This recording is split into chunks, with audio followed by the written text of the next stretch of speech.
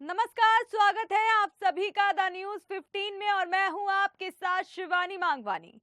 सहारा India के निवेशकों ने भुगतान को लेकर 5, 6 और 7 अगस्त को दिल्ली जंतर मंतर पर पहुंचकर अपनी आवाज बुलंद की। संयुक्त ऑल इंडिया जन आंदोलन संघर्ष न्याय मोर्चा के बैनर तले चल रहे इस आंदोलन में देश भर के लगभग 50,000 निवेशकों ने भाग लिया। सुभद्र रॉय हमारा पैसा दो, सुभद्र रॉय चोर के बैनर लिए सहारा निवेशक लगातार सुभद्र रॉय को कोसते दिखाई दिए। द न्यूज 15 से अपनी पीड़ा बताते हुए तो कई निवेशक रो भी पड़े। हो पाई, लेकिन आज माननीय राष्ट्रपति महोदय के यहाँ से सूचना आई है और हमारे डेलीगेशन के 2 लोग वहाँ मिलने गए हैं।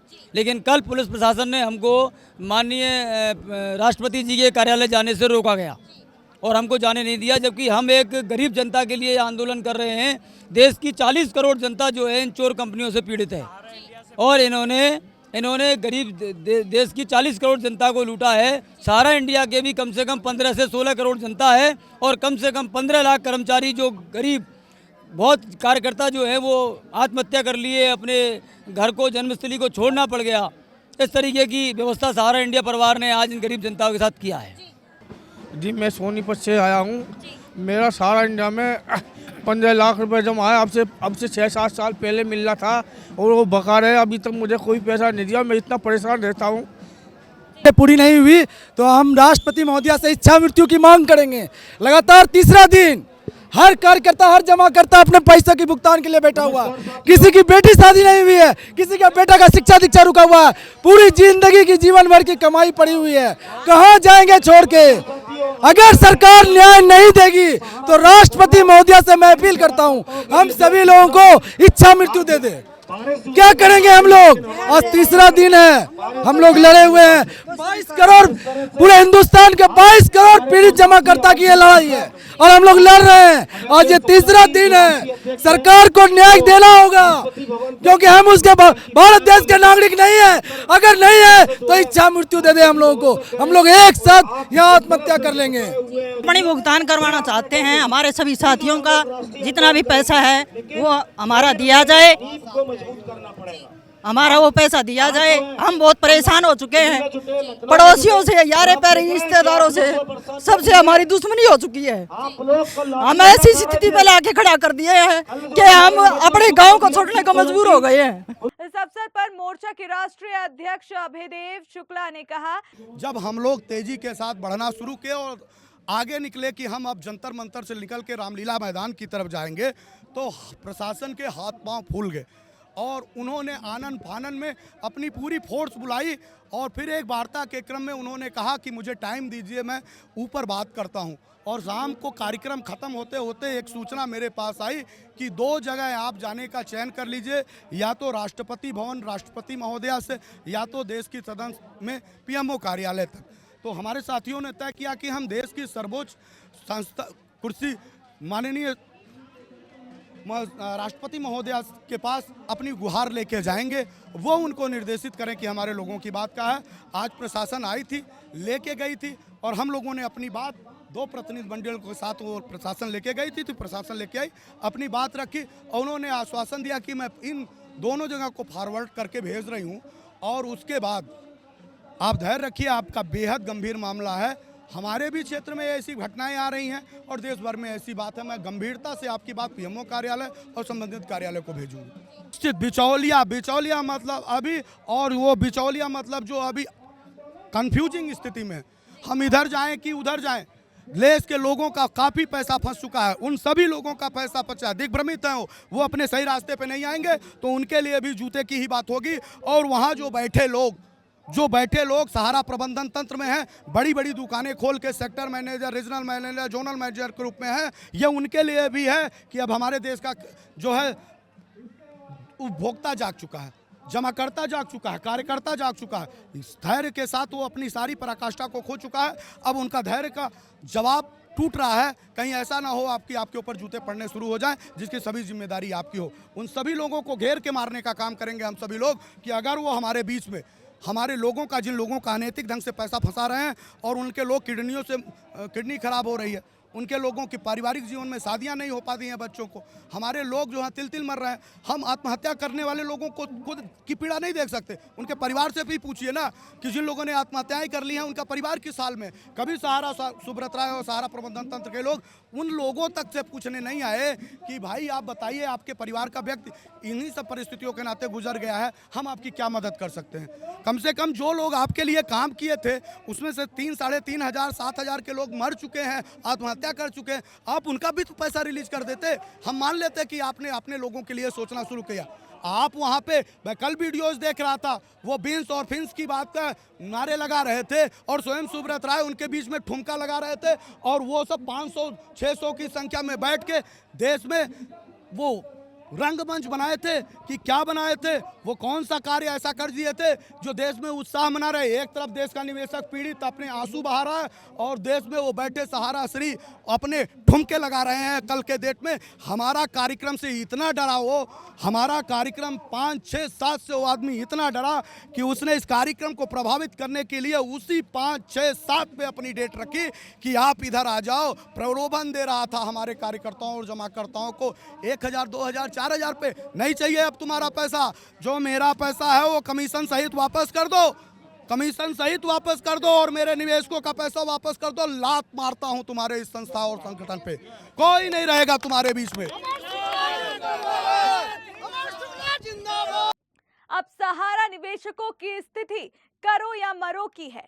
5, 6, 7 अगस्त को जंतर मंतर पर होने वाले इस प्रोटेस्ट में राजनीतिक दलों के नेताओं को भी आमंत्रित किया गया था। आम आदमी पार्टी के सांसद संजय सिंह ने जंतर मंतर पहुंचकर सहारा निवेशकों को अपना समर्थन दिया और केंद्र सरकार से उनका भुगतान दिलाने की मांग की। अडानी का जो पैसा बाकी है वो मांग के लाओ। चंद पूंजीपतियों का 11 लाख करोड़ रुपए मोदी जी की सरकार ने माफ किया है, वो पैसा मांग के लाओ।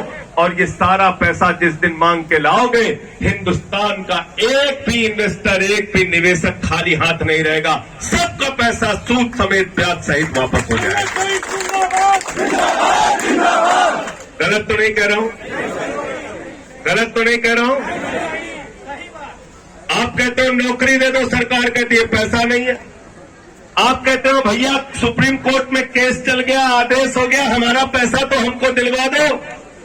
कहते नहीं पैसा नहीं है, ये नियम है, वो कमेटी है, ऐसी है वैसी है। अरे छोड़ो कमेटी, ये सारी कमेटी कूड़ेदान में डालो और जितना पैसा सहारा से और दूसरी कंपनियों से जब्त किया है वो पैसा लाइन लगा के इन्वेस्टर को दिलाओ। ये तुम्हारी जिम्मेदारी है। इस आंदोलन में महिलाएं और पुरुष दोनों थे। सहारा निवेशकों का कहना था कि अब वे अपना राशन पानी लेकर दिल्ली में आए हैं। जब तक उनका भुगतान नहीं होता है तब तक वे जंतर मंतर पर डेरा डाले रहेंगे। जब यात्रा में शामिल होंगे अब 10 मिनट लगेंगे, अभी 10 मिनट रुकना पड़ेगा।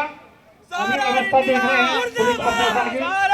5-10 मिनट तो भाई नहीं करते अपना मेंबरशिप नोट कराने जल्दी से जल्दी। आज हम जो हैं जितने भी जो है साथी आए, देश के सभी 26 राज्यों के सहारा से प्रताड़ित जमाकर्ता और एजेंट साथी रहे हैं।